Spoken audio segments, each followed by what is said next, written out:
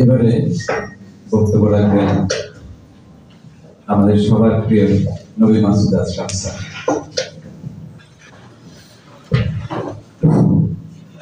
আজকে এই বিদায়ী সভা মধ্যমণি যারা একে মোস্তফা কামাল স্যার আমাদের মাঝে উপস্থিত আছেন।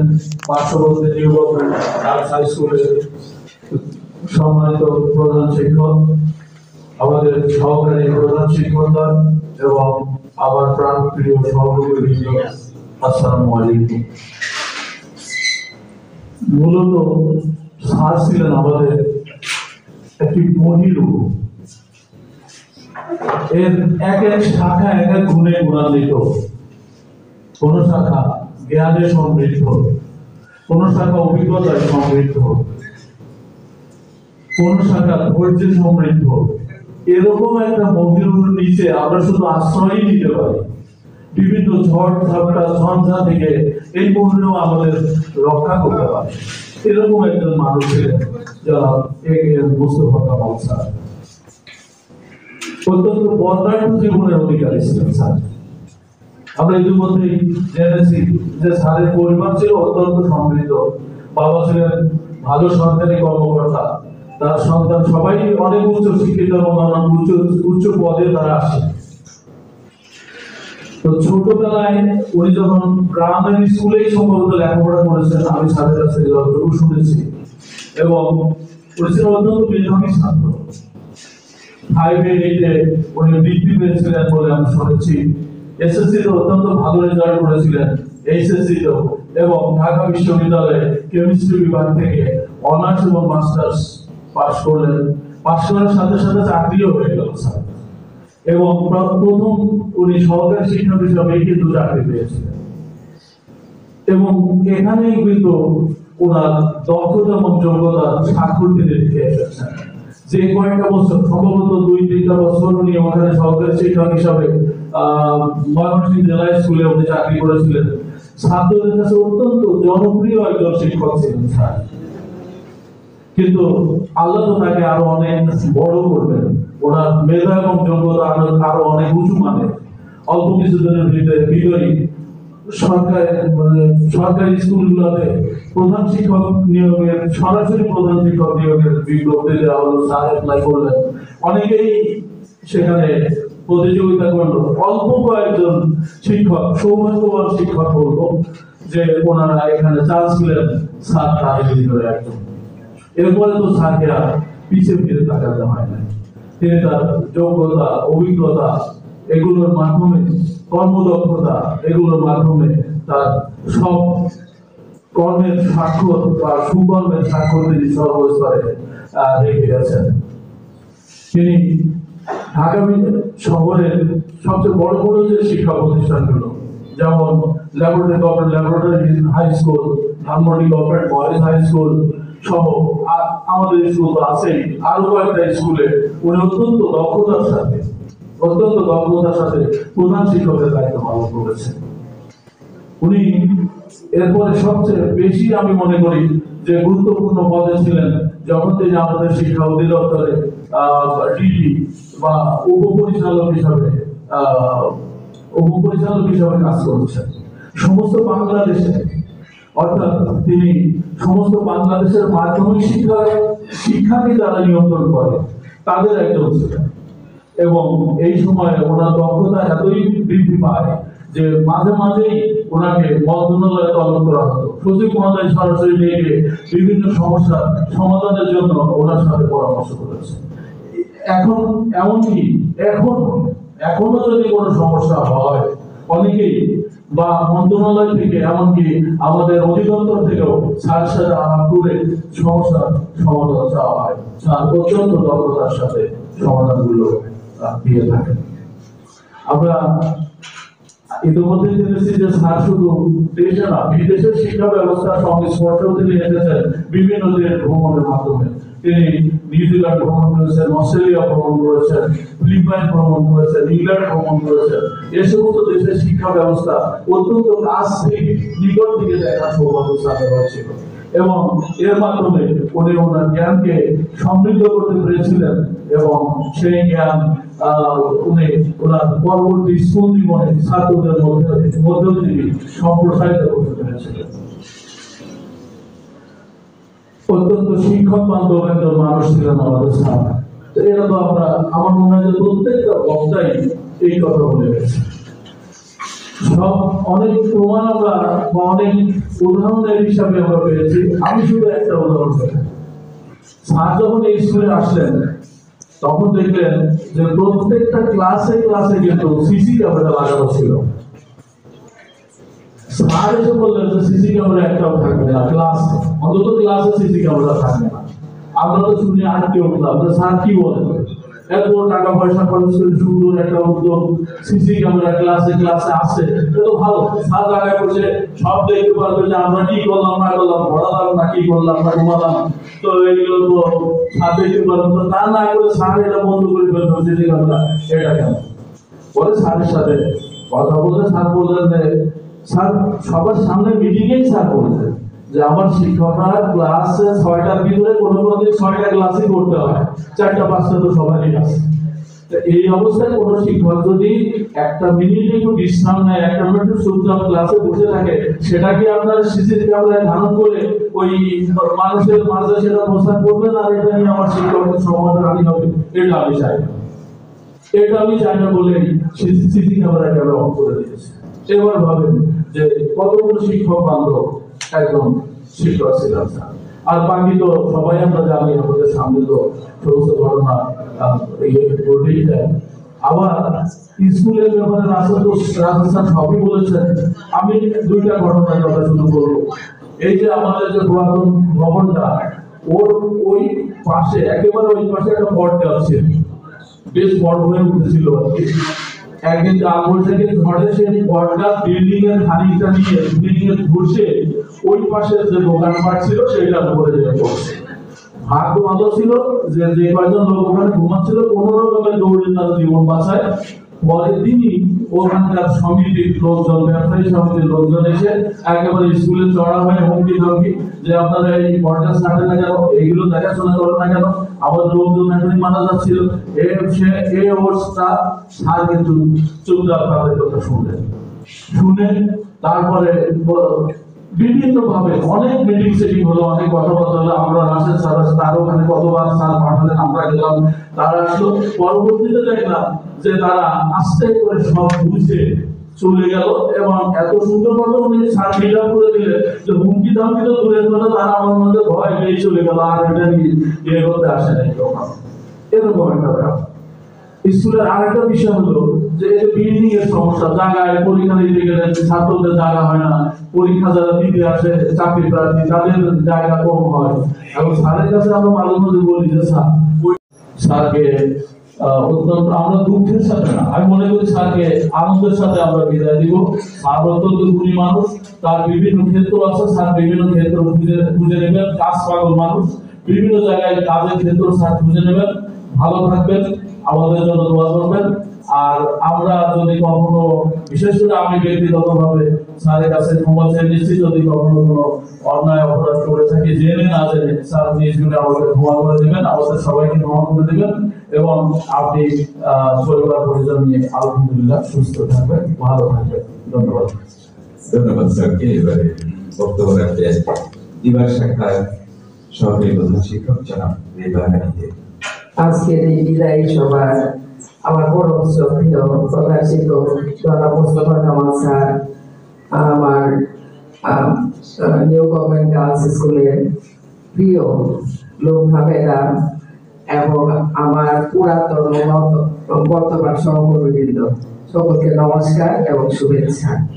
আমি কি বলবো, আমি বিদায় ফেয়ারওয়েল অনুষ্ঠানে কথাই বলতে পারি, আমার চোখে চলেছে। আজকে যখন স্যারের চেয়ারে দেখলাম তখনই আমার চোখে চলে শিখেছে, কালকে তো স্যারকে চেয়ারে দেখবো। বিদায় সাথে কত খারাপ, আমার খুব খারাপ লাগে। বিদায় যে বিদায় হোক, আর এতক্ষণ স্যার সম্বন্ধে যা বললেন সবাই, সব কথাই এসে গেছে। সত্যি স্যারের মতো আমি বলবো এমন একটা ভালো মানুষ আর হয় না, দেখি নাই। আমি অনেকটা বড় ভাইয়ের মতোই মনে করতাম স্যারের। অনেক সময় অনেক অন্যায় করেছি স্যারের সাথে, জেনে না জেনে স্যার আমাকে ব্যক্তিগতভাবে ক্ষমা করে দিবে, আজকে আমি আশা করবো। আর স্যারের অবসরকালীন জীবন সুখের হোক, সুস্থ থাকুক স্যার, আমি সেই প্রার্থনাই ভগবানের কাছে করি। এই বলে আমি শেষ করছি। ধন্যবাদ আপনাকে। এবারে নিউ গভর্নমেন্ট গার্লস হাই স্কুলের সম্মানিত প্রধান শিক্ষক লুবনা আপাকে কিছু বলার জন্য বিনীত অনুরোধ জানাচ্ছি।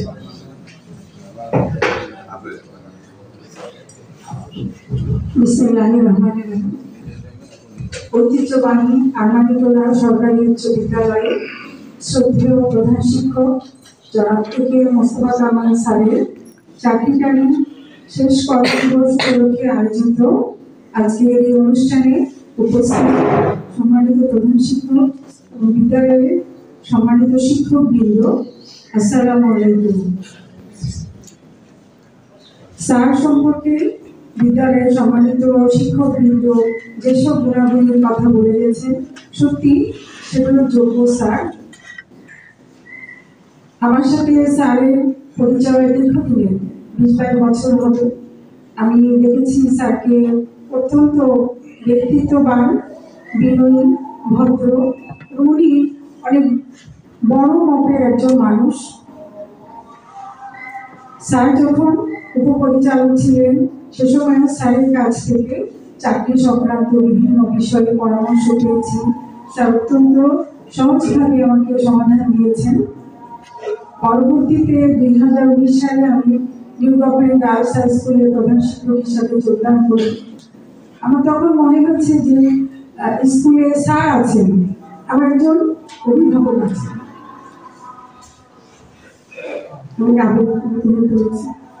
অনেকে আমাকে বলেছে যে কোন স্কুলে যাচ্ছ, একটা স্কুলের ভিতরে একটা স্কুল, অনেক সমস্যা, কিন্তু আমি সেগুলো কখনোই অনুভব করিনি। সবসময় মনে হয়েছে যে আমি একজন অভিভাবকের ছায়া আছি।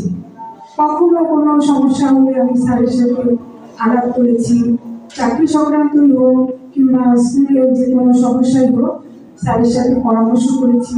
স্যার আমাকে ভালোভাবে গাইড করেছেন। স্কুলের আমরা দুটো স্কুল হলেও যেহেতু আমরা একই ক্যাম্পাসেই আছি, মিলেমিশে আছি, এটা স্যারের জন্যই সম্ভব হয়েছে আমি মনে করি। আমরা বিভিন্ন অনুষ্ঠান করতাম একই সাথে প্যান্ডেল করে এই মাঠে, তখন আমরা একসাথে কাজ করেছি। সেক্ষেত্রে স্যার আমাকে মনে হচ্ছে যেন স্যারেরই অনুষ্ঠান, আমাদের অনুষ্ঠান হলেও স্যার সেটাকে তার স্কুলের অনুষ্ঠান মনে করেছেন। আমাদের কোনো ত্রুটি হলে সেগুলো ধরিয়ে দিয়েছেন, কিভাবে আমাদের অনুষ্ঠানগুলো ভালো হবে সেগুলো বলেছেন। তো আমি বিভিন্ন সময় স্কুলে আসতাম, স্যার নিয়ে যেতাম। আমার মনে হতো যে আমার নিজের মানুষের লোকেদের কাছে, স্যারের কাছে এসেছি, বসেছি, গল্প করেছি। স্যার আসলে একজন সজ্জন মানুষ, হাসি খুশি, সবার সাথেই মিলেমিশে থাকতে পছন্দ করেন। তো আমি স্যারের যাওয়াতে, স্যারের বিদায়ে আমি খুবই বেশি আবেগাপ্লুত হয়ে পড়েছি যে পরবর্তীতে আমার কাছে মনে হবে যে আমি এরকম থাকবো কিনা, এরকম পাবো কিনা, এরকম স্নেহ। স্যার যেরকম স্নেহ করেছেন, আসলেই বসেছি, স্যার বলেছেন যে চা না খেয়ে যাবেন না। অবশ্য আমি স্কুলে একসময় চাকরি করেছি, আমার জেলা স্কুলকে আমি নিজের স্কুল মনে করি। তো স্যার বসিয়েছেন, ও চা না খেয়ে যাবেন না। আবার ও স্যারের এই যে পরি চার কথাটা আমাকেও বলতে হয় যে আমি আসলেই স্যার বলেছেন যে না খেয়েই চলবেন, পরে চারটা খেয়ে যান। পরবর্তীতে স্নেহ হবে কিনা জানাবেন। তো চাকরি নিয়ম অনুযায়ী তো আমাদের সবাইকে অবসর নিতে হবে। সেক্ষেত্রে আমি মনে করি যে স্যার অনেক সৌভাগ্যবান যে উনি সুস্থ স্বাভাবিকভাবে মান সম্মানের সাথে চাকরি থেকে অবসর নিতে যাচ্ছেন। তার জীবনের অনেক অর্জন, বিভিন্ন সেক্টরে শিক্ষাক্ষেত্রে উনি অনেক অর্জন করেছেন, সম্মান পেয়েছেন। সবার ভালোবাসা এবং দোয়া নিয়ে স্যার যাচ্ছেন, এটা মনে করি স্যারের জন্য অত্যন্ত সৌভাগ্য। স্যার তার অবসরকালীন সময়ে তার পরিবার পরিজনদের নিয়ে ভালো থাকবেন, স্যারের সুস্থতা কামনা করে, তার স্যারের পরিবারের সকলের সুস্থতা দীর্ঘ কামনা করছি। সবাইকে ধন্যবাদ। আসসালামু আলাইকুম। ধন্যবাদ আপনাকে। The person who is going to complete his the journey of his service life of 33 years. এখন আর আমাদের নবী মাসুদ স্যার একটা কথা বলেছেন যে স্যার মানুষ শীতে ভুল করে। আমার মনে হয় এই যে আমি এখানে দাঁড়িয়ে আছি, এখানে কথা বলছি, আমরা সবাই কথা শুনতে পাচ্ছি, এটা কিন্তু স্যারেরই অবদান। স্যার আমাকে এই পর্যন্ত নিয়ে এসেছে, এই জন্য স্যারের কাছে আমি আসলে কৃতজ্ঞ।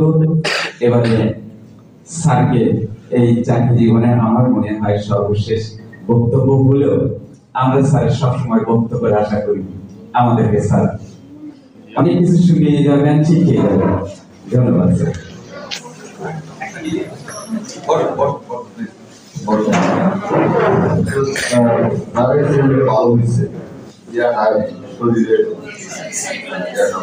ধন্যবাদ। আসসালামু আলাইকুম। আজকে আমেরিকায় টেসলা গাড়ি ড্রাইভার ছাড়া চলে, প্রাইভেট কার ড্রাইভার ছাড়া চলে। মানুষ উঠে যে ফুটে যাবে সেটা মার্কিং করে গাড়ি ওই জায়গায় নিয়ে যায়, কোনো ড্রাইভার লাগে না। ড্রাইভার ছাড়াই মানুষ পাবলিক ব্যবহার করতেছে আমেরিকায়। সেই আমেরিকা যেখানে ওই জায়গায় আছে সেখানে আমরা কিন্তু 3 ঘন্টা ব্যয় করে গেছি। এই মানে রিগান তার মেয়ের বিয়েতে 30 মিনিট সময় দিচ্ছিল। যা বলছে যে আমেরিকার প্রেসিডেন্ট মেয়ের বিয়েতে 30 মিনিট সময় দিচ্ছে, বিশাল ব্যাপার। আমরা তো 5 দিন করি প্রোগ্রাম। আজকে মিনি স্কুল নিয়ে কিছু বলতে চাচ্ছি না, আমার কিছু স্মৃতি কথা বলতে চাই। স্কুলের প্রভাব খুবই মারাত্মক, খুবই। আমি যে প্রাইমারি স্কুলে পড়তাম গ্রামে, সেখানে ফার্স্ট বয় সেকেন্ড বয় আমরা 2 জন ছিলাম। আমি ছিলাম সরকারি চাকরিজীবীর ছেলে, আরেকজন ছিল সেকেন্ড বয় ছিল কৃষকের ছেলে। তো তারা খুব ধনী। তার বাবা যখন মারা যায় 29 একর জমি রেখে গেছিল। এই কিছুদিন আগে ঢাকা টিচার্স কলেজে রিটায়ার করছে প্রিন্সিপাল হিসেবে। সে সেকেন্ড বয় ছিল, আমি পার করে সে একত্রে জয়েন করলাম। পরবর্তীতে সে কলেজে থেকে গেল, হয়ে গেল। সে অনার্স করে বিএড এমএড করলো একই সাথে, সেই হিসেবে শিক্ষায় চাকরি পেয়ে গেছিল। আমরা তো অনার্স করার কারণে তোমাকে সুযোগ পাই না, সময়টা নষ্ট হয়েছিল অনেক। প্রাইমারি স্কুলে আমার যে স্যাররা পড়াইছে, আমার মনে হয়েছে যে অনেকটা পরিবর্তন হয়ে গেছে। কি বিধান! যখন হেডমাস্টার পদে রেজাল্ট হইল, ওই আমার পজিশন 6, আমার ক্লাসমেট গোলাম ফারুকের পজিশন 10। তার বললাম জয়েন করো হেডমাস্টার পদ। হেডমাস্টার একটা বিশাল ক্ষমতা, একটা কলম আছে, একটা টেলিফোন আছে, একটা কলম এবং একটা টেলিফোন আছে। তুমি তো সারা জীবনের বিরাট একটা অংশ তোমার কেটে যাবে ক্লাস নিতে নিতে, তুমি কিন্তু এই ইয়াটা পাবা না। এটা থাকি, যদি থাকো তাহলে তোমার প্রিন্সিপাল হিসেবে 2 বছর 3 বছর আপনি গোটা ট্রাই করবে। প্রিন্সিপাল হিসেবে 2 বছর না কত বছর ছিল, এর বেশি পারে নাই। তা আমার তো 25 বছর, 25 বছর হেডমাস্টার। এটা তো অনেক বড় বিষয়, অনেক লম্বা বিষয়। ওই প্রাইমারি স্কুল আমাকে অনেক কিছু আমি প্রাইমারি স্কুল থেকে পরে পরবর্তীতে হাই স্কুল, সেখানে আমার যিনি অ্যাসিস্ট্যান্ট হেডমাস্টার ছিলেন তিনি ছিলেন তালুকদার ফ্যামিলি। তার বড় ভাই তালুকদার, উনি ছোট তালুকদার। আমরা খেয়াল করতাম 1 মাসের ভিতরে পোশাক রিপিট করতাম। যেদিন যেটা পড়ছে এরপরে যেটা বলে আসছেন গ্রামের রাস্তা দিয়ে আসতেন যখন যেরকম শীতকালে শীতের পোশাক, গরমকালে গরমের পোশাক, অদ্ভুত সুন্দর মানুষ। এবং ক্লাসে যে কথা বলতেন, তার ক্লাসে কথা বলা মনে হচ্ছে যে রেডিওতে কথা বলার মতো। রেডিওতে যারা বসে থাকেন এরকম স্যারের ব্যক্তিত্ব, ক্লাসের পড়ানোর ভঙ্গিমা আমাকে খুব প্রভাবিত করছে। হেড স্যার ছিলেন কলিমজাদ খানের বই নাম শুনছেন? কলিমজাদ খানের ভাই আমার হেড স্যার ছিলেন। আমার আব্বার বন্ধু মানুষের মতোই ছিলেন, ইংরেজিতে খুব দক্ষ ছিলেন। ওনার মেয়ে আবার শিক্ষা ভবনে ছিল, শিক্ষা ভবনে তথ্যকর্ম করতাম। এই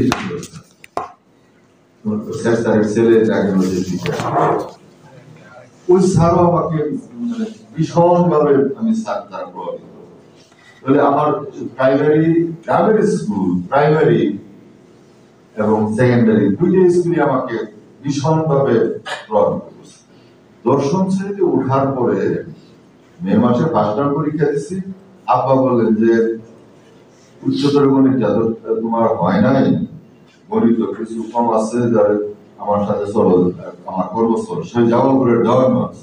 মে মাসে আমি গেছি দেওয়ানগঞ্জ আব্বার সাথে। যাওয়ার পরে সেখানে আব্বা আমাকে স্টক শেয়ারের অঙ্ক শিখিয়েছে ক্লাস 10 এ। বেস বাটা এবং স্টক শেয়ারের অঙ্ক আপনারা কেউ করছেন কিনা মনে আছে? স্টক শেয়ার এবং বেস বাটার অঙ্ক আব্বা করাইছে এই দুটা অঙ্ক। আর ওইখানে জগবন্ধু স্যার নামে একজন স্যার ছিল, ইংরেজি পড়াইতে, ইসলামিয়াতে পড়াইতে। ইন্টারমিডিয়েট পাস ছিলেন, থানা হেডকোয়ার্টারের মেইন স্কুল, ইন্টারমিডিয়েট পাস।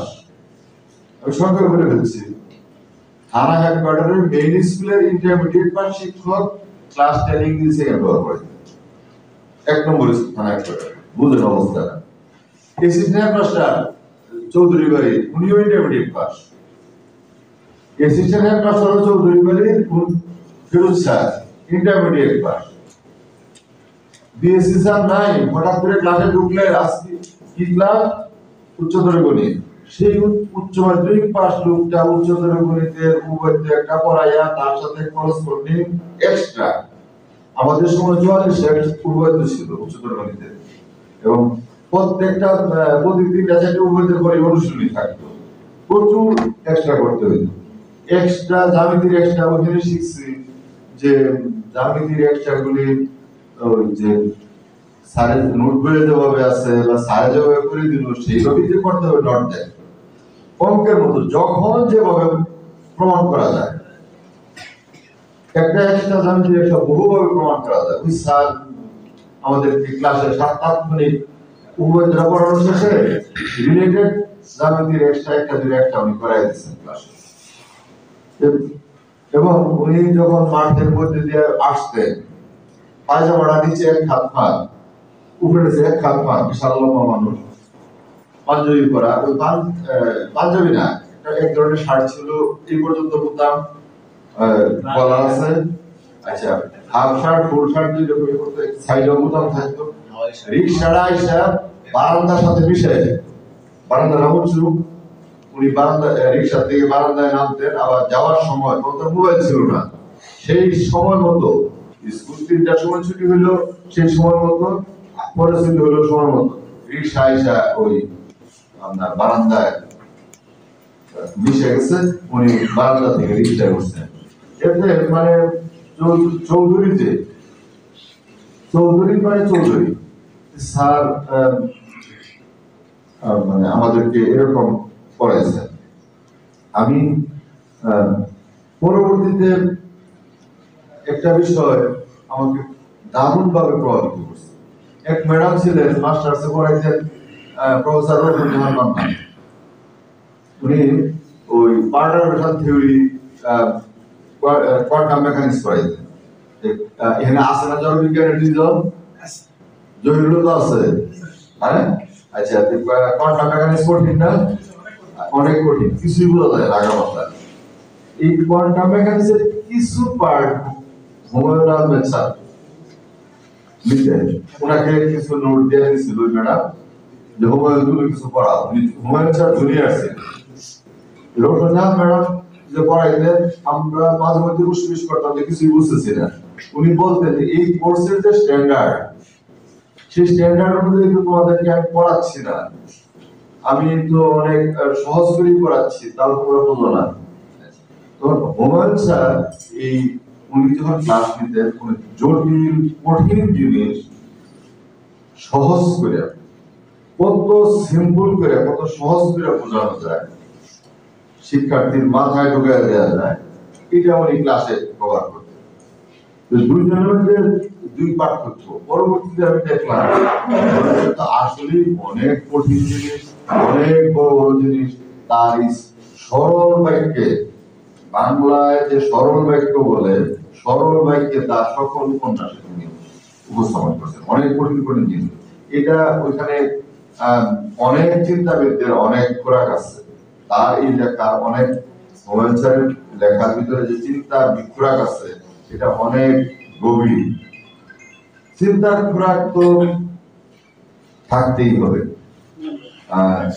ধরেন 1600 বছর হয়েছে কোরআন নাযিল হয়েছে, প্রায় কাছাকাছি। তো সেখানে 1600 বছর আগে ওই শিবানী আসছে, আচ্ছা কি বললো, বললো যে আমি তোমাদের জন্য চন্দ্রকে স্থাপন করেছি আলোর জন্য, সূর্যকে স্থাপন করেছি আগুনের জন্য, তাপের জন্য। 1600 বছর পর এই মুহূর্ত পর্যন্ত এই যে স্থির কথা, এর কোনো পরিবর্তন নাই। তো ওই বাক্যটা তো জ্ঞানীর জন্য, যারা চিন্তা করে তাদের জন্য চিন্তা করার যোগায়। এই হুমায়ুন স্যারের যে বৈশিষ্ট্য, উনি এই ধরনের বিষয়গুলিকে খুব সিম্পল করে কোয়ান্টাম মেকানিক্সের মাধ্যমে আমাদেরকে পড়াইছে।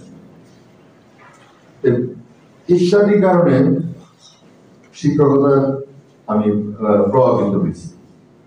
রেজাল্ট হয়েছে, রেজাল্ট হওয়ার পরে আমরা ভোর করে সবাই মনিরুজ্জামান মিয়া স্যার ছিল ঢাকা ইউনিভার্সিটি ডিসি, ওনার কাছে যায় বললাম স্যার আমাদের তো সময় যাচ্ছে, সেকেন্ডারি স্কুলের টিচার নিবে, সার্টিফিকেট দিলে আমরা পাবো। কন্ট্রোলারের রিং রেজিস্ট্রারের রিং দিয়ে বললো একদিনের ভিতরে সার্টিফিকেট দেওয়ার ব্যবস্থা করে। আমরা জনগণকে টাকা জমা দিলাম, পরের দিন সার্টিফিকেট দিয়ে দিল। এটা নিয়ে ময়মনসিংহ জমা দিলাম, জমা দেওয়ার 11 মার্চ রেজাল্ট মাস্টার্সের, 22 মে যোগদান। এবং বুঝেন বিষয়টা কত তড়িৎ ছিল। 22 জন টিচার আমরা একবারে জয়েন করলাম। যখন আমরা ময়মনসিংহ শহরে মানে একত্রে চলাফেরা করি, তখন আমাদের দিকে অনেকেই তাকায় থাকে। আমরা আনন্দমোহন সরকারি আনন্দমোহন কলেজে পরীক্ষা ডিউটি করতে যাই, উচ্চ মাধ্যমিক পরীক্ষা, ডিগ্রি পরীক্ষা। প্রিন্সিপাল বিপদে বললে এখন তো অনেক টিচার, তখন তো টিচার থাকতো না। পরীক্ষার সময় হইলে জেলা স্কুলের শিক্ষকদেরকে ডেকে নিত আর পাঠাইতো আমাদেরকে জুনিয়রদের। আমরা গেলে আমরা ডিগ্রি পরীক্ষা ডিউটি করছি। বড় বড় মানুষদের সাথে মিশা, কলেজের শিক্ষকদের সাথে জানা বোঝার সুযোগ পেয়েছি। এটা আমি কিন্তু আমার অবস্থান করতে কারণে, এটা ময়মনসিংহ না হয়ে যদি আমার নেত্রকোনা হতো তাহলে হয়তো আমি এই সুবিধাটা পেতাম না, শেরপুর হইলে আমি এই সুবিধাটা পেতাম না। অবস্থানের কারণে ময়মনসিংহ জেলা স্কুলে আমি এটা পেয়েছি। আর ময়মনসিংহ জেলা স্কুলে চাকরি করার কারণে ওইখানে একটা পিয়ন, আমরা যাই যে পাকিস্তান আমলে নিয়োগ করা যে পিয়ন, তার কাছে আমরা অনেক কিছু শিখছি।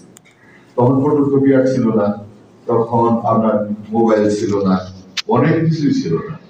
আমাদেরকে বলতো স্যার এইভাবে ডিমান্ড করেন, এইভাবে বার্ষিক পরীক্ষার রেজাল্ট করেন, স্যার ধমক দিব, স্যার এইভাবে মেরিটটা এইভাবে করেন। পিয়নে আমাদেরকে বলছে বার্ষিক পরীক্ষার মেরিটটা এইভাবে করেন। এই মাত্র 2 জন ছাত্রের নম্বর, টোটাল নাম্বার বসাইয়া পরে মানে পরবর্তী প্রমোশন লিস্টে আমরা হাত দিয়ে তৈরি করে দিচ্ছি, হাতে তৈরি করে দিচ্ছি।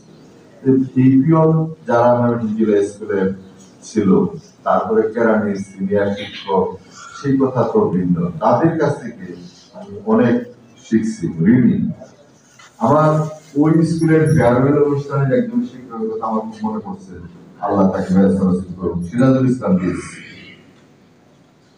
পাঞ্জাবিতে স্ত্রী নাই, পাঞ্জাবি বলতে বলতে উপরে দিকে উঠে গেছে, প্রচুর টিউশনি করায়, সবাই তার কাছে পড়ে। উনি জায়গা দিতে পারে না, উনি মানে জায়গা দিতে পারে না, তারপরও তার কাছে পড়ায়, তিনি পড়ান। ফেয়ারওয়েল অনুষ্ঠানে বলতেছে, আজকে আমার খুব কষ্ট হচ্ছে, সেই যে কোন দিন জয়েন করছিলাম আর আজকে বিদায় নিয়ে যাচ্ছি, আমি কি আমার দায়িত্ব পালন করতে পেরেছি? আমি তো পারি নাই, যদি ভুল হয়ে যায় কি জবাব দেব? এই যে উনি মানে খুব আবেগতাড়িত ভাবে কথাটা বলছিলেন, আমার ভিতরে সেই উপলব্ধিটা এখন আসছে। আজকে সকাল পর্যন্ত আমাকে আমার মধ্যে কোনো আবেগ, রাগ, অনুরাগ, কোনো কিছু কাজ করে নাই। নর্মাল ডিউটি করে যাচ্ছি, চাকরি দায়িত্ব হস্তান্তর করবো। এখানে বসার পরে আপনাদের কথায় আমার মনে হচ্ছে যে আমার মানে বিদায় নিতে হচ্ছে। যে ওই স্যার যে বলছিলেন আমি কি আমার সব দায়িত্ব পালন করতে পারছি, আমি আমার এই টোটাল কর্মজীবনের আমি কি আসলেই পারছি? আমার কিন্তু আরো অনেক বেশি দায়িত্ব ছিল। তখন যদি বলি যে আমার দেরি হয়ে যেত কেন, কাজ করতে আমার কেন দেরি হয়ে যেত? গতকাল একটা লাস্ট এক্সাম্পল, সব শেষ, সবাই চলে গেছে, যারা আমার সাথে বসে বলি চা খায় এরকম কয়েকজন কথা আছে। সকাল থেকে একটা চিঠি আসছে, স্কুলের শিক্ষকদের তথ্য দিতে হবে, বিভিন্ন কাজে মাসুম আর আমার সঙ্গে বেস করতে পারি নাই। করিম সাহেবের দেখাইছে, করিম সাহেব মাসুম দুজনে মিলে চিঠিটা তৈরি করছে। আমি চিন্তা করলাম যে শেষ চিঠি আমি স্বাক্ষর করবো, দেখার পরে চিঠিটা পড়লাম, দেখলাম, দেখার পরে মাসুম টোটাল পিডিএফ প্রিন্ট দেওয়ার পরে মাসুম যারা টাইপ করছে, মাসুম গণিতের এমএসসি, অনেক দক্ষ, অনেক দক্ষ, করিম সব কম জানে না। দুইজনে মিলে একটা চিঠি করছে, সেই চিঠিটা আমি গ্রহণ করতে পারতেছি না, মিলে না। মাসুম আবার প্রিন্ট করছে, প্রিন্ট করার পরে একটা করে মিলাই, তারপরে দেখি যে আমার দুইজন শিক্ষকের পিডিএস নাই, যে কারণে সংখ্যা মিলাইতে পারতেছি না। তারপরে আমার হাতে যেটা আছে ফারহানার পিডিএস আছে, তালিকার মধ্যে ফারহানার নাম নাই। মানে এই দুইটা ঘটনায় আমি বারবার মিলাইতে পারতেছিলাম না। আজকে এই মুহূর্তে মানে ফেয়ারওয়েলের ফাঁকে যে একটা কথা বলে উঠেছি যে নুরুল নারাপারে কিন্তু ওনারা বক্তব্যে ভয় লেখায় গেছে, ভয়ের কিছু নাই, আপনি পরখ করে দেবেন, যাচাই করে দেবেন। আপনি সন্তুষ্ট না হলে তিনজন যাচাই করা আছে, যা আপনাকে ভয় লেগেছে বিনা কারণে, ভয়ের কিছু নাই। আর এটা তো যে উনি গেলে স্কুল চলবে না, নো। এই স্কুলটা তো এই জায়গায় এমনি এমনি আসে নাই। 1904 সাল থেকেই হেডমাস্টাররা এখানে চাকরি করছে, শিক্ষকরা চাকরি করছে, পর্যায়ক্রমে ভিত্তি স্থাপিত হয়েছে। একজনের ভিত্তির উপরে আরেকজন মানে কাজ করছে। তো আগের ভিত্তিটাকে কি অস্বীকার করা যাবে? আগের ভিত্তিটাকে সম্মানের সাথে দিতে হবে, যে আগে যিনি করছেন অলরাইট, ঠিক আছে, এই জন্য আমরা এখন একটু এডিট করে সামনের দিকে আগাই। এবং আগেরটাই সবসময় তো চলমান থাকবে না, এডিট তো আপনাকে করতেই হবে, সময়ের চাহিদার প্রেক্ষিতে আপডেট দিতে হবে। আগের কাজের সাথে আগে এইভাবে হতো, এখন এইভাবে হচ্ছে, সময়ের চাহিদা। সুতরাং আপনার ভয়ের কোনো কারণ নাই, আপনি সবকিছু দেখে শুনে কাজ করবেন। এবার আসেন আমি অন্য একটা কথা বলি, যে স্মৃতির মন্থন টাইপের। একবার উনি যে উপজেলায় চাকরি করতেন, আছেন, ওখানে আমার সহকর্মী ছিল এই আমাদের সাথে হেডমিস্ট্রেস রেজিনা আমাকে রিং দিয়ে বললো আমি কি দায়িত্ব পালন করছি, এই সর্বনাশ হয়ে গেছে। কি হয়েছে? জেলা প্রশাসকের কার্যালয়ে আমাদের সমন্বয় সভার সিদ্ধান্ত হয়েছে জেলার সকল মাধ্যমিকের ছাত্রছাত্রীর একরকম ইউনিফর্ম করতে হবে। কি কথা নগেলে এর কি কথা, সবার সকল প্রতিষ্ঠানের সকল ছাত্রের পোশাক ইউনিফর্ম একরকম হইতে হবে জেলা, কেমন কি করি? উত্তর দিতে পারেন নাই যে না, যে উত্তর হলো আপনি আবার মিটিংয়ে যাবেন, যাই আপনি বলবেন যে আমি এটা করতে পারলাম না, করতে অসুবিধা, due to security reason DC পিলা কাটতে যাবে, একটা শব্দ প্রয়োগ করবে, সিকিউরিটি রিজন। ডিসি বলছে না, দ অবস্থায় মা অবস্থায় জেলা প্রশাসক মাপ না চাই হয় নাই, এই তাহসিলদার থেকে প্রার্থী চাইতে হবে যে জেলার সকল শিক্ষার্থীর পোশাক যদি একরকম হয়ে যায়, এক স্কুলের ছাত্র আরেক স্কুলে যাবে, এক স্কুলের ছাত্রী অন্য স্কুলে যাবে, রাস্তাঘাটে ঘুরবে, তোমার বলবে আমি এই স্কুলে করি, তাকে তো ধরা যাবে না। ইউনিফর্ম দেওয়ার উদ্দেশ্য রাখি যাতে আমি ধরতে পারি যে এই ছেলেটি বা এই বিদ্যালয়ের ছাত্র, পোশাকটা থেকে সহজে তাকে ধরে ফেলা যায়। ভালো কথা করছেন, দেখি পরে প্রবলেম সলভ, তার সমস্যার সমাধান নেই। এখন আসেন, আমরা যখন ওই হেডমাস্টার হইলাম, সেকেন্ডারি স্কুলের শিক্ষকরা 48 বছর বয়স হেডমাস্টার হয়, 50 বছর বয়সেও হয়, 8-9 বছর হেডমাস্টারই করে প্রমোশন পায়। তাদেরকে যদি বলা হয় যে আপনি ফাউন্ডেশন ট্রেনিংটা করেন, যাবে না, যায় না, এইটা দেয়া কি হবে? যত 4 মাস ফাউন্ডেশন ট্রেনিং করলে বিরাট লস হয়ে যাবে। তিনি তার চেষ্টা করেন যত বেশি হেডমাস্টারিং করা যায়।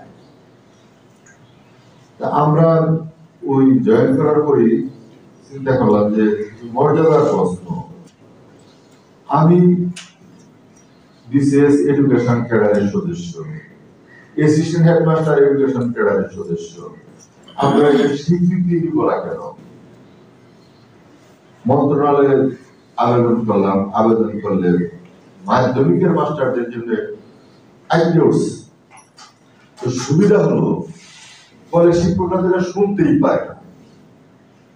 আমার ছোট ভাই আবার চলে আসতে পারে, 3 নম্বর বয়সে তো কলেজ শিক্ষক, মতুলের ভাই হলো আবার শিক্ষক, আচ্ছা কলেজ শিক্ষক, তারা শুনতেই পারে না। আপনার মন্ত্রণালয়ে আবেদন করলে ওনারা ইয়া করলেন, অনুমতি দিলেন যে নাইমে ফাউন্ডেশন ট্রেনিং করার ব্যবস্থা নেয় কলেজ শিক্ষকদের সাথে। আমি নিজে শিক্ষা ভবনে বসে ফাইল ওপেন করছি, ফাইল ওপেন করে ধৈর্য ফাউন্ডেশন ট্রেনিং এর আয়োজন করছি। আমরা প্রথম বেজে আমরা 15 জন হেডমাস্টারকে কলেজ শিক্ষকদের সাথে ফাউন্ডেশন ট্রেনিং করার সুযোগ দিল। সেই ট্রেনিং এ 100 জন, 2টা বেজ, 100 জনের মধ্যে আমি প্রথম হয়েছিলাম। 3টা বিশেষ পুরস্কার, একাডেমিক পুরস্কার, ডাইরেক্টর জেনারেল পুরস্কার, এই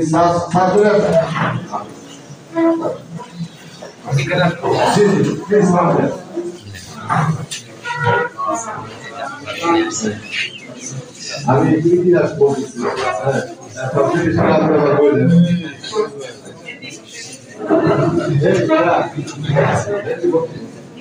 আমি ইতিহাস আমার সেই বন্ধুর কথা বলছি, যাদের সাথে বসে আমাদের সাথে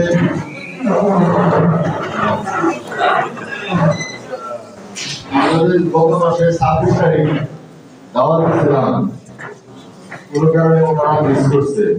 আপনাদের দাওয়াত করে, আপনাদের দাওয়াতে শিক্ষা ভবনের মাধ্যমিক আব্দুল আজিজ স্যার, তারপরে মাধ্যমিক সরকারি পরিচালক জিয়া হায়দার হিন্দি এবং সরকারি মাধ্যমিক দুজনের শিক্ষা, তারা আপনাদের যাকে দাওয়াতে ওনারা চলে আসছেন। আমি আপনাদের আমি বাইক কথা বলে ফেলছি। আমি পরে দেখেন এই ফাউন্ডেশন ট্রেনিং করলাম, আমি একটা বই পেয়েছিলাম একজন পুরানো যারা শিক্ষক স্যারের কাছে, যখন জিয়াউর রহমান 29টা ক্যাডার তৈরি করে, তার মধ্যে শিক্ষক একটা ক্যাডার, সেই ক্যাডারের মধ্যে হেডমাস্টার, অ্যাসিস্ট্যান্ট হেডমাস্টার, এই কতগুলো ক্যাডার পদ, এবং ওই সময়ে যে গেজেট হয়েছিল সেই গেজেট গুলিতে সরাসরি শিক্ষকের বাইরে এনে গেছে, কলেজ শিক্ষকের নামেও হয়েছে, স্কুল টিচারের নামেও হয়েছে। মানে এটা কারো কোনো দয়া দাম না, কোনো বিশেষ কোনো সুবিধা না, একসাথেই এই পদগুলো সৃজন হয়েছে। সেই হিসাবে আমরা আমাদের অবস্থানটা ঠিক করে নিলাম যে আমরা ফাউন্ডেশন করব। তারপরে তো আপনার বিভাগীয় পরীক্ষা দিচ্ছি, তিনটা পরীক্ষা একবারই পাস করে দিচ্ছি। সিনিয়র স্কেল দিলাম 3 পরীক্ষা একসাথেই পাস করার পরে 8 বছরের মাথায় পঞ্চম গ্রেড পেয়ে গেছি। তারপর 15 সালে 4র্থ গ্রেড। এগুলি কিন্তু এমনি আসে, আসার জন্য আমাকে করতে হয়েছে, বিনিয়োগ করতে হয়েছে, এবং আমরা কিনে পড়েছিলাম সবাই মিলে। আমরা মানে একজনের সিদ্ধান্তে আরেকজনে আমরা কখনো বেটু দিই কি স্যার, আমরা বেটু দিয়েছিলাম মুস্তফা কামাল যা করছে ঠিক আছে। যে চট্টগ্রাম থেকে চলে আসছে লেবরেটরি স্কুলে হেডমাস্টার, আমি নিয়োগ বিধি চূড়ান্ত রূপ আমার পাশে বৈশা এই আজিজ স্যার কারেকশন করে দিচ্ছে। ইংরেজিতে বেশ দক্ষ, যে কারণে আমরা ওনাকে করেছি। এই কাজ করাতে আমাদের বেনিফিট হয়েছে কি, আমরা আমাদের অবস্থানটা ঠিক রাখতে পারছিলাম।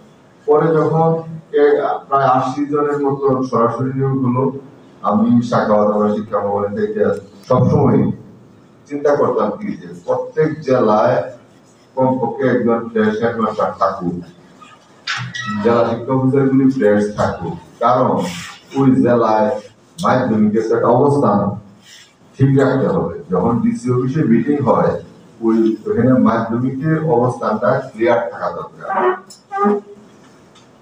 এক পর্যায়ে আমাদের অঞ্চল পর্যায়ে পরিচালকের পদ দেওয়া দিল, পরিচালক যখন বসাই দিচ্ছে এবং সিদ্ধান্ত হয়ে গেছে পরিচালকের আন্ডারে উপপরিচালক থাকবে। আমাদের যে বর্তমান যে উপপরিচালক, এই পরিচালকের অধীনে থাকবে। আমরা মন্ত্রণালয়ে যখন মিটিং বসি, কলেজ মিটিং বেশি, মাধ্যমিক মিটিং কম, মিটিং এ বসলে আমরা তার পারি না। মেয়ের জামাই চলে আসছে,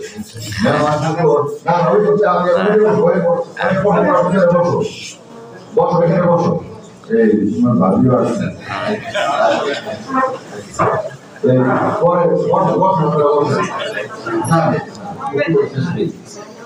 পরবর্তীতে আপনারা বসেন,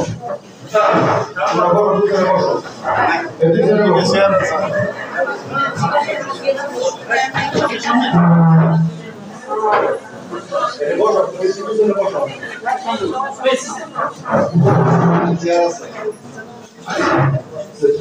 আপনারা বসেন।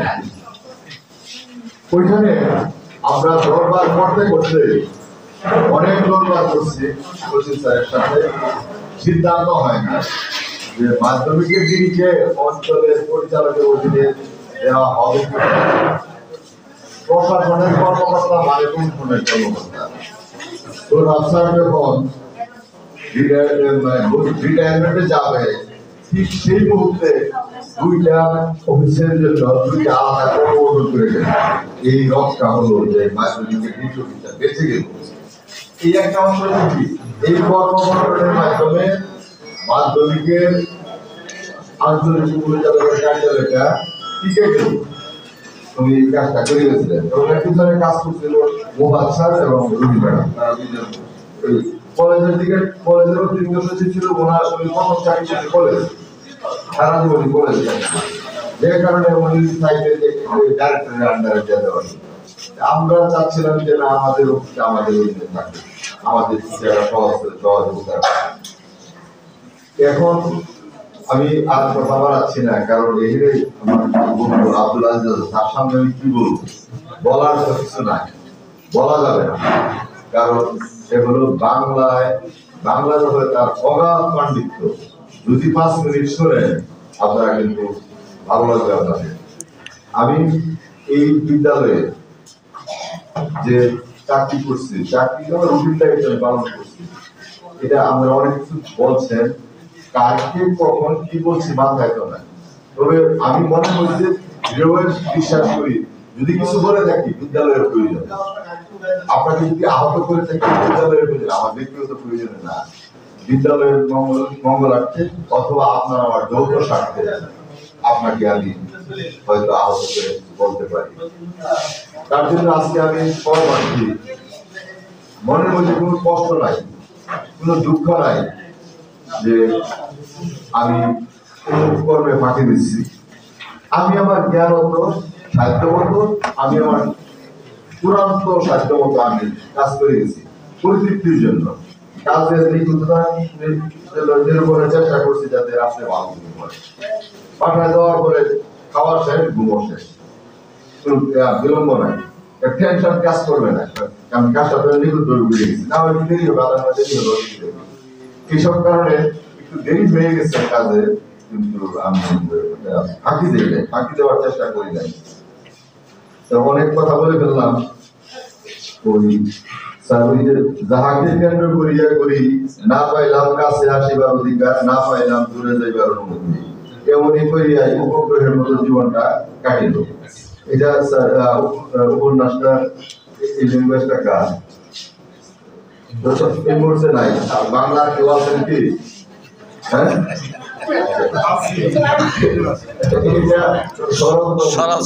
শরৎচন্দ্রের আচ্ছা দ্বিতীয় খণ্ডের শ্রীকান্ত উপন্যাসের দ্বিতীয় খণ্ডের প্রথম লাইন, যাহাকে কেন্দ্র করিয়া করি, না পাইলাম কাছে আসিবার অধিকার, না পাইলাম দূরে যাইবার অনুমতি, এমনি করে এই জীবনটা উপগ্রহের মতো কাটতে লাগবে। এখন যেদিন জয়েন করছি, জয়েন করা থেকে আজ পর্যন্ত ওই সেকেন্ডারি নিয়ে চিন্তা করছি, টোটাল সেকেন্ডারি, টোটাল কাজ এবং নিজের স্বকীয়তা, আমাদের স্বকীয়তা বজায় রাখার জন্য চেষ্টা করছি। অনেক ভুল হয়ে গেছে, আরো করার দরকার ছিল, করতে পারি নাই। আর কাজ তো শেষ না, পরবর্তী হেডমাস্টার করবে এবং করে যাবে, এটাই আমার কামনা। আমি আপনাদের কাছে ক্ষমা চাচ্ছি। আমার জন্য আমার মনেই হয় না, আজকে সকাল পর্যন্ত মনে হয় না যে আমার চাকরি শেষ হয়ে যাচ্ছে। আমি ভাবি নাই, কোনো ভাব কাজ করে না। এখানে আসার পরে এরা এত করুণ করুণ কথা বলছে, আমার সহ্য পাঠিয়ে এসে গেছে, খুব কঠিন কথা বলে দিচ্ছে সবাই, আমি সহ্য করতে পারছিলাম না। যাই হোক, আপনাদের সহযোগিতার জন্য আমার সাথে প্রায় 6.5 বছর আমার সাথে কাজ করছেন, আমি আপনাদের সাথে কাজ করছি, আমাকে সহযোগিতা করার জন্য আমি কৃতজ্ঞতা প্রকাশ করছি। আমার ভুলভ্রান্তি হয়ে গেলে আমাকে ক্ষমা করবেন, আমার জন্য দোয়া করবেন, সবাই সবার জন্য দোয়া করবেন। আমি আপনারা বলবেন স্যারের পেজ উঠাই দিচ্ছি, স্যার বললেন সব কভার পেয়ে যাবে। আচ্ছা, এখানে আমাদের আমার বন্ধু এখানে আছেন, সেও আমার মতো বৃদ্ধই, প্রায় অল্প কিছুদিন আসছে, যারা মোহাম্মদ আজিজউদ্দিন, স্যারকে আমি দিচ্ছি কথা বলার বন্ধুগণ, জনাব এ কে এম মোস্তফা কামাল, সম্মানীয় মাননীয় প্রধান শিক্ষক, আলমানিসুরা সরকারি উচ্চ বিদ্যালয়ের আজকে সরকারি চাকরি থেকে পিয়ারে যাচ্ছেন, সেই আলোকে আপনারা আয়োজন করেছেন। প্রথমে আমি সবাইকে আমার মানসিক পক্ষ থেকে ধন্যবাদ দিই যে আমরা এখানে একটু আসার আমন্ত্রণ পেয়েছিলাম, বিশেষ করে আজকের যিনি বিদায়ী তার কাছ থেকে। স্মৃতি রোমন্থন করার জন্য এই আয়োজিত হয়ে থাকে এই অনুষ্ঠান। তো মোস্তফা কামাল হচ্ছে আমাদের ব্যাচের, মানে আমাদের সকলের জন্য সামনে বলা হয়তো শোভনীয় নয়, সামনে মানুষের স্তুতি করা, কীর্তন করা দর্শনীয় মনে করি, তারপর করতে হবে। আমাদের ব্যাচের মধ্যে আমরা তাকে অন্যরকম জ্ঞান সব মিলিয়ে ইন অল রেসপেক্টস, কোনো বিশেষ একটি আর কি নিয়ে বলছি না, সব মিলিয়ে in all regards, in all respects is a very nice person, lovely person. তার একটু কয়েকটি দিক আলোচনা করতে চাই। আমরা যখন ফাউন্ডেশন করছিলাম বা কোনো ফাউন্ডেশন একদিন নতুন করে রোদ দিতাম, এর আগে বুঝতে পারি মোস্তফা যে এরকম ভিতরে জানতাম না, কি গুনগুন করে রবীন্দ্রনাথ গান করছে, তখন সে নতুন করে আবিষ্কার করলাম। জন্মলে একবার রোদ আলাদি আমরা যাচ্ছিলাম কাপড় চোপড় পরে ক্লাসে যাচ্ছিলাম, এই কাঁধের ব্যাগ সবার কাঁধে একটু ব্যাগ নাই গুনগুন করে রবীন্দ্রসঙ্গীত আছে। সেটা আমার কাছে আমার ব্যক্তিগত নতুন করে আবিষ্কার। আছে অসম্ভব শান্ত, স্থির বুদ্ধি সম্পন্ন মানুষ, রাখতেন না সহজে, শুনতেন বেশি, বলতেন কম, আর গভীরে যাওয়ার চেষ্টা করতেন। তো সব মিলিয়ে যেটুকু কাছ থেকে দেখেছি, আমার ব্যক্তিগত যে অবজারভেশন, পর্যবেক্ষণ, অনেক সুন্দর মানুষ, সুন্দর মনের মানুষ।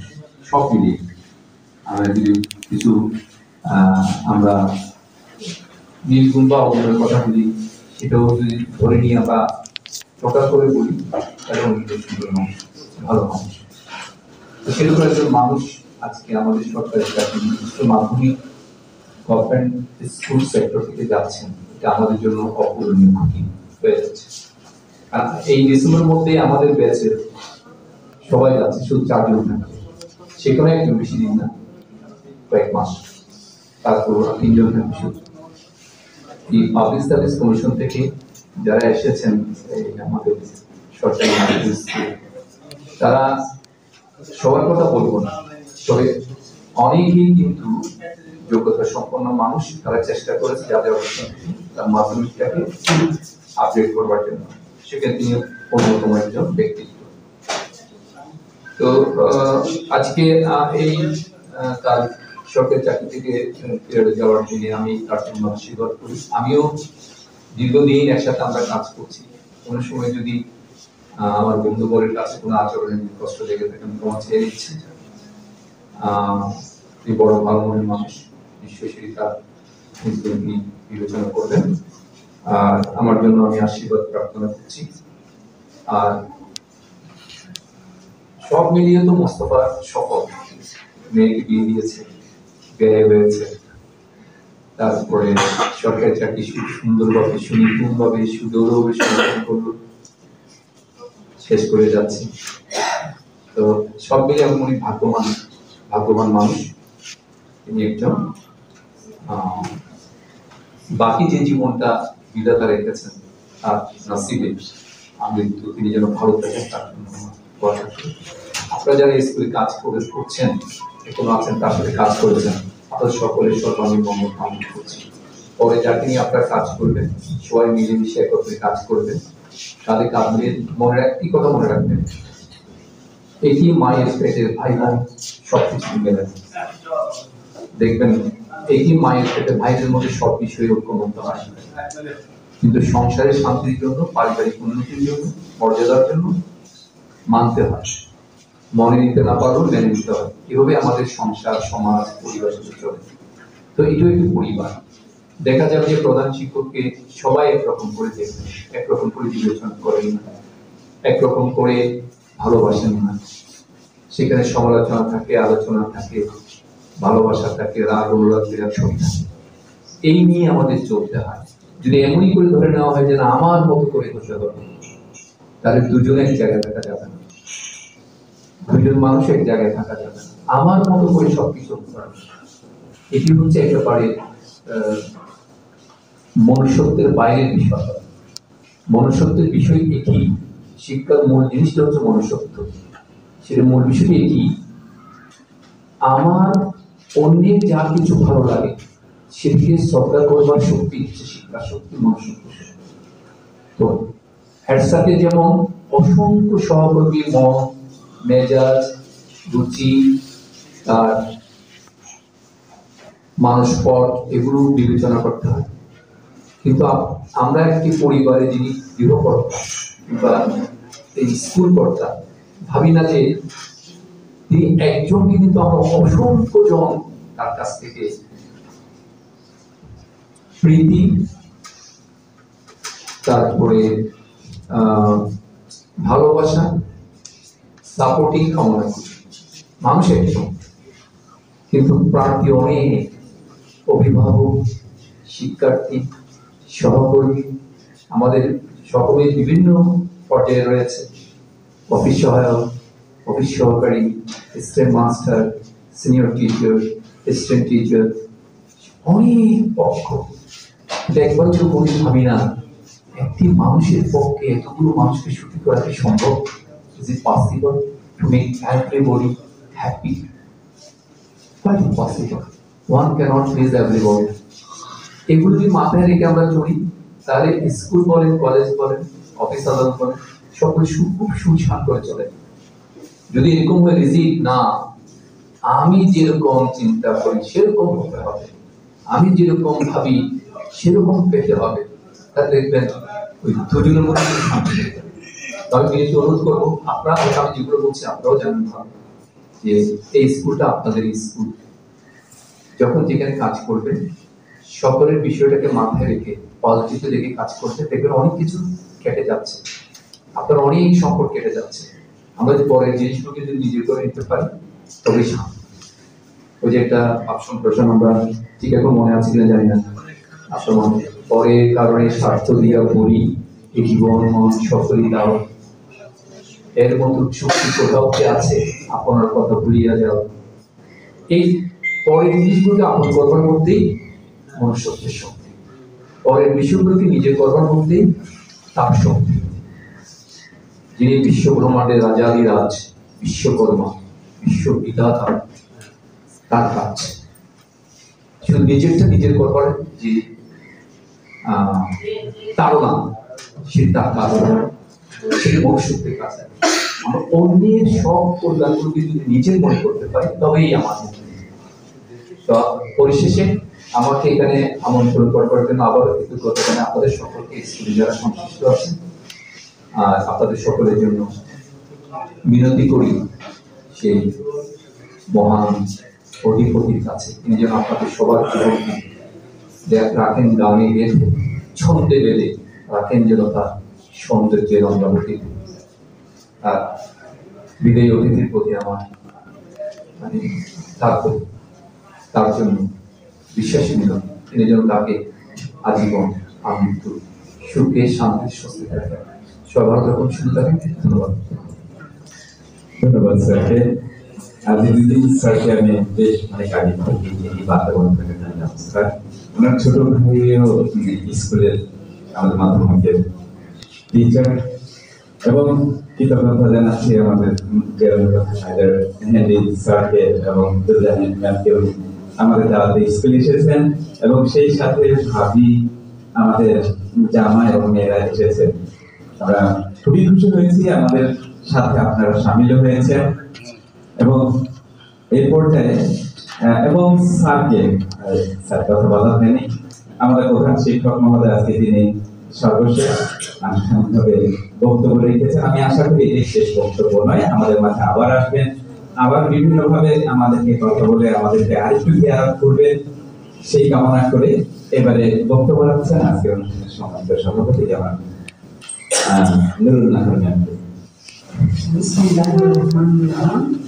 আজকে সবার উপস্থিত ছাত্র পরিচালক জনাব আব্দুল আজিজ, উপস্থিত সহকারী পরিচালক জনাব নুরজাহান শিকদার, উপস্থিত সহকারী পরিচালক SM জিয়াউদ্দিন হায়দার হিন্দু, এবং উপস্থিত আছেন শ্রদ্ধেয় প্রধান শিক্ষক,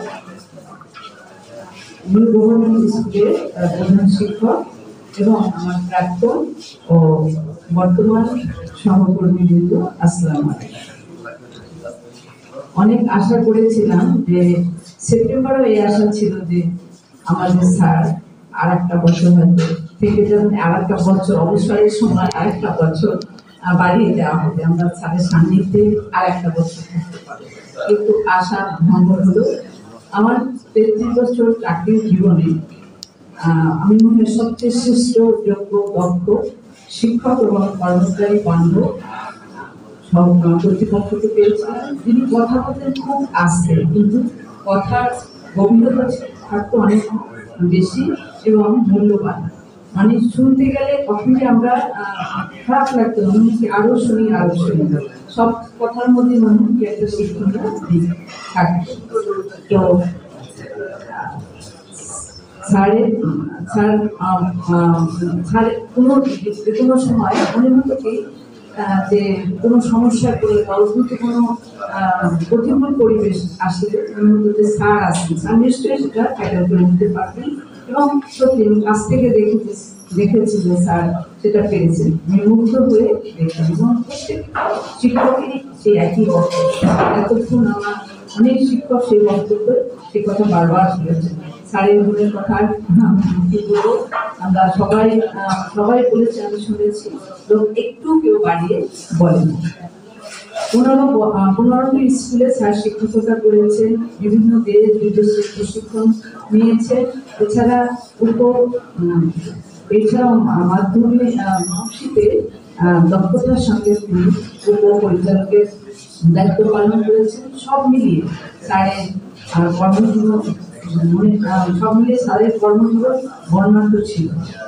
বিদ্যালয়ের সার্বিক তত্ত্বাবধান এবং বছরের প্রথম থেকে শেষ পর্যন্ত নানা কর্মকাণ্ডে স্যার ছিলেন দক্ষ, যোগ্য নির্দেশক এবং অভিভাবক হিসেবে।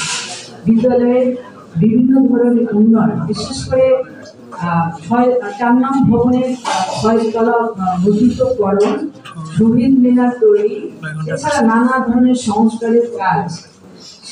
সবশেষে স্যার আরো একটা ভবন যেন এই বিদ্যালয়ে পেতে পারে, আমরা পেতে পারি, সেই চেষ্টা স্যার করে গেছেন এবং কাজ চলমান। এবং স্যার এটাও বলেছেন যে রোহান আপা যদি চান আমি এ ব্যাপারে আছি, আমি করবো, আমাদের উপর অবসর আমি অবশ্যই সময় দেবো। এই যে আন্তরিকতা, স্যারের বলার মধ্যে যে আন্তরিকতা, আর স্যার যাওয়ার 8 মুহূর্তে মানে প্রতিটা কাগজ বুঝিয়ে দিচ্ছেন, মানে আমি দেখি শুধু আমি মাথায় কতটুকু রাখতে পারবো জানি না। তো স্যারের কাজ খুবই গুছানো আর কি। স্যার কারো অপকার করতে না পারলে উপকার, আর ক্ষমতার দম্ভ বা অহংকার স্যারের মধ্যে আমি কখনো দেখিনি। আমি একটু আমার ব্যক্তিগত একটু কথা বলবো, না বললেই নয়। আমার ছেলে বাহিরে আছে, তো একবারে বড় একটা অ্যাক্সিডেন্ট হলো। তো স্যারকে আমি স্বাভাবিকভাবে, সন্তান সবচেয়ে বড় সম্পদ, স্যারকে বললাম স্যার আমি কিভাবে যেতে পারি, আমার তখন মানে অনুমতিও নাই, আমি যে দাঁড়াবো এসে আমি আমার আছে না, অনুমতিও পাইনি। আমার ছেলে ওখানে পড়ুয়া, তারও কোনো কাগজ নাই, কিন্তু আমার যেতে হবে, বড় অ্যাক্সিডেন্ট হয়েছে আমেরিকায়। তো আমি স্যারকে বললাম, স্যার চেষ্টা করলেন, এখানে অনুমতির জন্য যা যা দরকার সবই স্যার করে দিলেন। আমি দাঁড়ালাম, তারপর আমাকে দিয়ে দিল 5 বছরে অনুমতি দিল। পরবর্তী আমি গেলাম। এই যে আমার সন্তানের জন্য স্যারের এই যে অনুমতি বা আমি যে দিতে পারলাম, এই জন্য আমি আজীবন স্যারের কাছে কৃতজ্ঞ থাকবো। বিদ্যালয়ের নানা কাজে স্যারের কাছে আমার পরামর্শ চাইতে হবে, কিন্তু আমি নতুন কেউ একজন না আসা পর্যন্ত আমি আশা করবো যে স্যার বিরক্ত হবেন না। স্যারের কাছে এটা আমার দাবি। আর আমাদের ত্রুটিগুলো স্যার মার্জনা করবেন। আমি প্রার্থনা করি স্যার দীর্ঘ সুস্থ জীবন, স্যারের অবসর সময় কাটে, সুস্থ থাকুন, ভালো থাকুন, আর আমাদের জন্য দোয়া করবেন স্যার।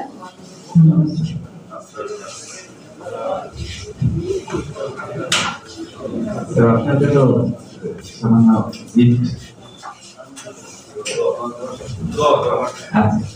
আচ্ছা, এবারে দোয়া পরিচালনা করবেন আমাদের গিয়াসউদ্দিন স্যার।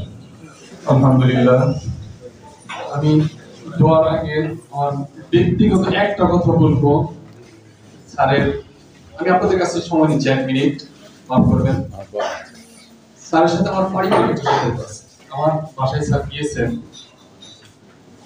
ঘরে কাজে গিয়েছেন, এবং আমার বাড়িতে একটা স্কুল আছে, সেই স্কুলের অনুমোদনের জন্য স্যার গিয়েছেন।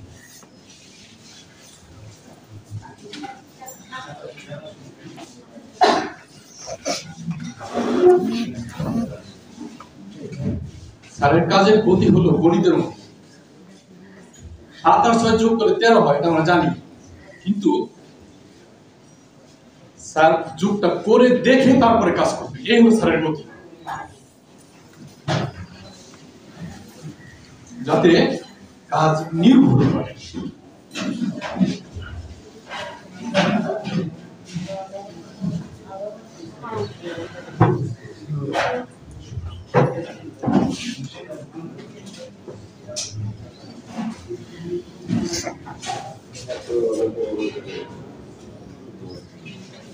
আমরা এই স্যারের জন্য দোয়া করব। দোয়ার আগে সবাই আমরা সূরা ফাতিহা একবার পাঠ করি, সূরা ইখলাস 3 বার পাঠ করব, এরপরে দুরূদ পাঠ করব, প্রণাম করব। আউযু বিল্লাহি মিনাশ শাইতানির রাজীম। বিসমিল্লাহির রহমানির রহিম।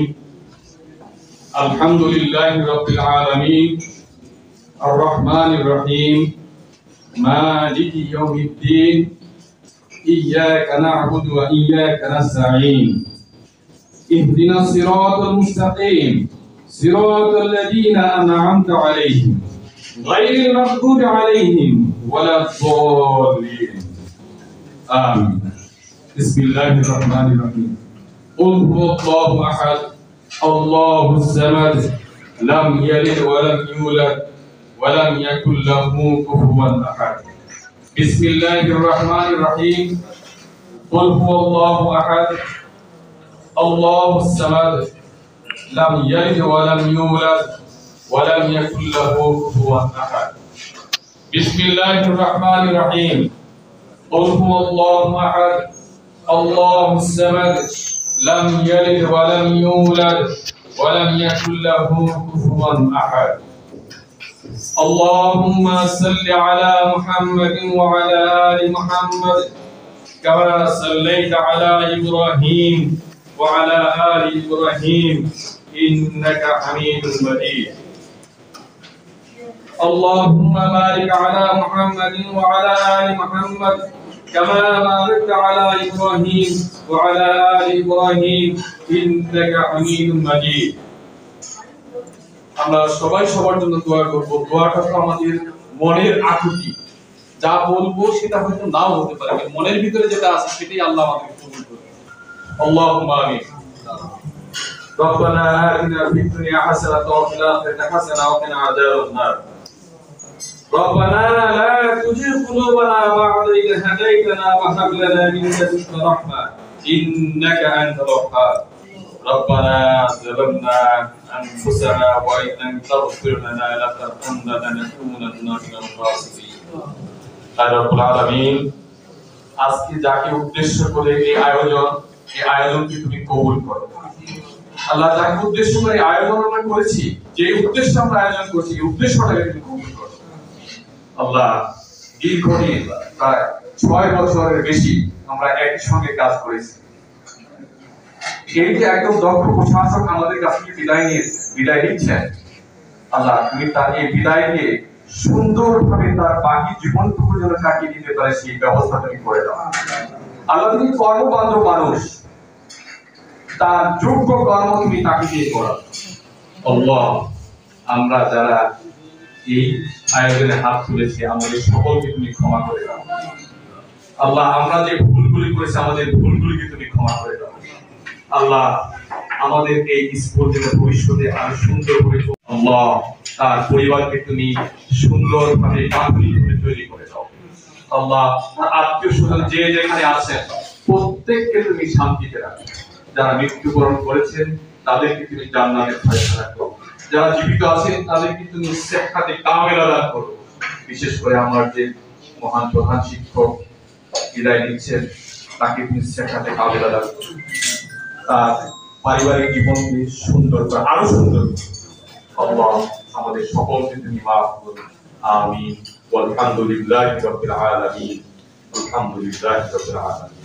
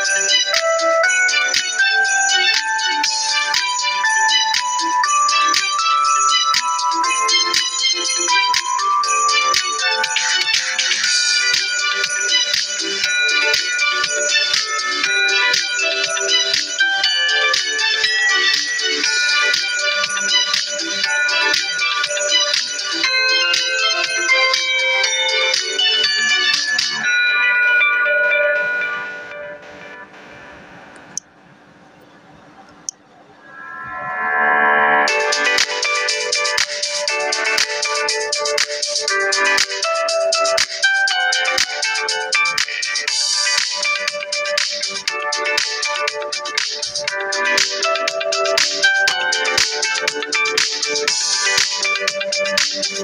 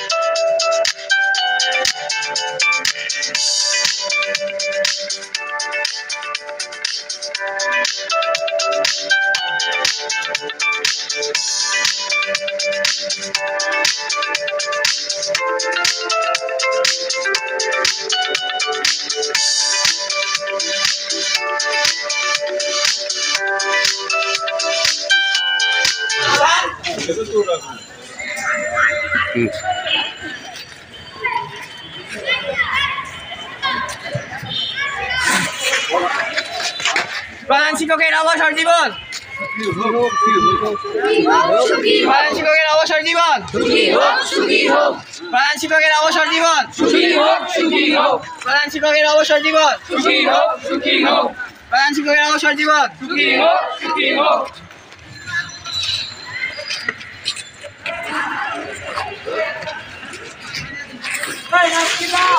প্রধান শিক্ষকের অবসর জীবন সুখী হোক, সুখী হোক। প্রধান শিক্ষকের অবসর জীবন সুখী হোক, সুখী হোক। প্রধান শিক্ষকের অবসর জীবন সুখী হোক, সুখী হোক। প্রধান শিক্ষকের অবসর জীবন সুখী হোক, সুখী হোক। প্রধান শিক্ষকের অবসর জীবন সুখী হোক, সুখী হোক।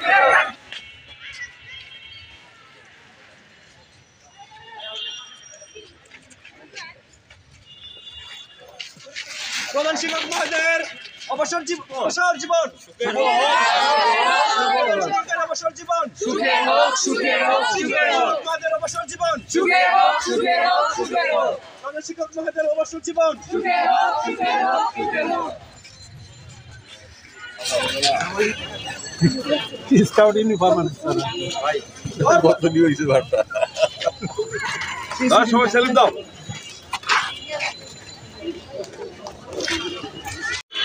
আসসালামু আলাইকুম। স্কুলটার বয়স কত? 1904 সাল থেকে স্কুল, তাই না? পুরান ঢাকার, হ্যাঁ 120 বছর। তুমি তো অঙ্কটা ভালো করে বলছো, ভালোই। এত পুরানো স্কুলের ঐতিহ্য হচ্ছে এখানে বিভিন্ন সহপাঠক্রমিক কার্যাবলী আছে, সকল ধরনের সহপাঠক্রমিক কার্যাবলী আছে। কাপ, স্কাউট, আর্ট ব্রিগেড, তারপরে রেড ক্রিসেন্ট, এই সমস্ত অ্যাক্টিভিটিস চালু আছে। ডিবেট ক্লাব, এই সমস্ত অ্যাক্টিভিটি চালুর সুবিধা, একটা ছেলে একটা কার্যক্রমে অংশগ্রহণ করে, আরেকটা ছেলে অংশগ্রহণ করে না, সাধারণ ছেলে। দুইয়ের মধ্যে পার্থক্য হলো যে অংশগ্রহণ করে আর যে করে না, তার মধ্যে অনেক পার্থক্য, বিশাল গ্যাপ, অনেক গ্যাপ। যারা এই সমস্ত কার্যক্রমে অংশ নেয় তারা অনেক এগিয়ে থাকে। একমাত্র পড়াশোনাতে আগানো যায় না, অনেক কিছু লাগে। তোমাদের এখানে তো সবগুলি দলের অ্যাক্টিভিটি চালু আছে। আমাদের কাপ দলের দায়িত্বে কোন স্যার? কাপের সাথে কে জড়িত? হুমায়ুন কবির স্যার। হুমায়ুন কবির জমিদার স্যার। হুমায়ুন কবির জমিদার স্যার ছিল তোমরা? হ্যাঁ, আচ্ছা আচ্ছা। হুমায়ুন কবির স্যার হলো কিসের জন্য যায়? স্যার আসেন, যে সামনে আসেন। আচ্ছা, উনি হলো ছোট বাচ্চাদের কাপ দলের জন্য। তারপরে স্কাউট দলের জন্য কোন স্যার? রাঠের স্যার। আর কোন স্যার? লায়লা ম্যাডাম। রাঠের স্যার তো বৃদ্ধ হয়ে যাচ্ছে না, দেখতেছো না? আর 4 বছর পরে তো উনি বাসায় চলে যাবে, তখন কি হবে? তখন লায়লা ম্যাডাম দায়িত্ব পালন করবে। তখন ওনার ছেলে মেয়ে বড় হয়ে যাবে, তখন খালি স্কাউটিং নিয়ে ঘুরে থাকবে। আচ্ছা, আর তারপরে আমাদের আর্ট ব্রিগেডের জন্য কে কোন স্যার? শামসুল হক স্যার। চিনো স্যার, চিনো? কই কোন স্যার দেখো তুমি? হ্যাঁ আমদুল। আর ইয়ার জন্য আমাদের রেড ক্রিসেন্টের কোন স্যার? মুবারক স্যার। মুবারক স্যার। এই স্যাররা তারা সাধারণ চাকরি করে, চাকরির পাশাপাশি তোমাদের দায়িত্ব পালন করে। তোমাদের স্কুল তোমরা দেখবা, তোমাদের দল সবচেয়ে বড় যে কথাটা সেটা হচ্ছে সামনে আসেন স্যারের কথা, রুমের ভিতরে তুমি কাজ করছো। ধন্যবাদ।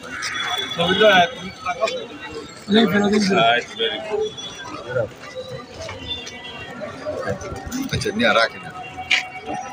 পড়বে না মোর পায়ের চিহ্ন এই বাটে, আমি বাইব না, আমি বাইব না মোর ক্রিয়া তরি এই ঘাটে।